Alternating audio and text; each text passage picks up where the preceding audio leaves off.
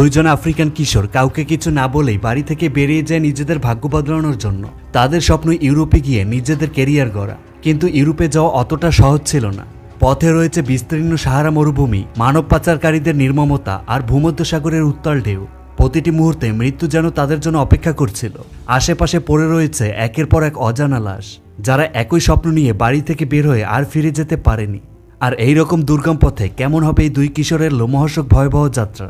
তারা কি নিজেদের লক্ষ্যে পৌঁছাতে পারবে, নাকি মাঝপথেই মৃত্যুর কাছে হার মেনে নিবে? এই পুরো গল্পটাই আজ বলতে চলেছি। আসসালামু আলাইকুম বন্ধুরা, আমি সোহাগনিক আছি মুভি স্ট্রাকারের সাথে।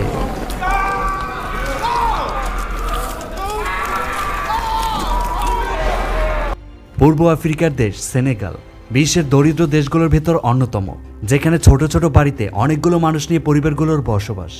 এমনই একটা পরিবারের 16 বছরের এক কিশোর সাইদু। সকালে বাচ্চাদের হইহুল্লোড়ে ঘুম ভাঙে তার। একটু বিরক্ত হলেও এটা তাদের নিত্যদিনের ঘটনা। সাইদু উঠে পাশের বাড়ি থেকে নিজের সমবয়সী চাচাতো ভাই মুসাকে ডেকে তোলে। এরপর তারা দুজন একসাথে বের হয়। তবে তখন সাইদুর মা তাকে জিজ্ঞেস করে তারা কোথায় যাচ্ছে।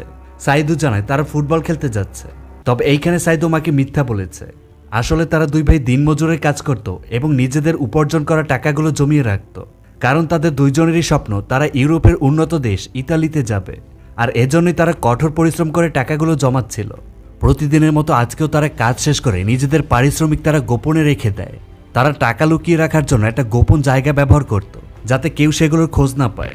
মুসা টাকাগুলো সাইদুকে দেখিয়ে বলে তাদের জমানো যে টাকা হয়েছে সেটা এখন তাদের ইউরোপে যাওয়ার জন্য যথেষ্ট।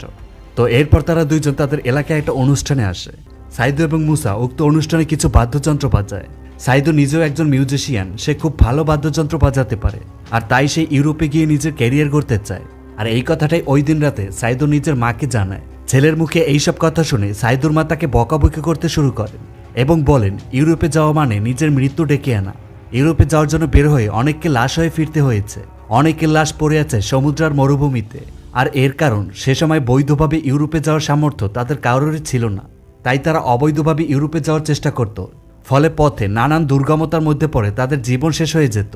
এইরকম ভয়ঙ্কর পথে ছেলে জীবন হারাক এটা সাইদুর মা চাইছিলেন না, তাই তিনি কঠিনভাবে সাইদুকে বকাঝোকা করেন। তো পরের দিন সাইদু আর মুসা একজন লোকের সাথে দেখা করতে আসে। তবে তারা সিদ্ধান্ত নেবার আগে একজন জ্যোতিষীর কাছে পরামর্শের জন্য যায়। তো জ্যোতিষী তাদের বলে তারা ইউরোপে যেতে পারে, কোনো সমস্যা হবে না।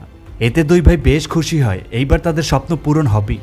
তো পরের দিনই তারা পরিবারের কাউকে কিছু না জানিয়েই নিজেদের স্বপ্ন পূরণ করতে বেরিয়ে পড়ে। বেশ কয়েক ঘন্টা বাসে জার্নির পরে তারা বর্ডারে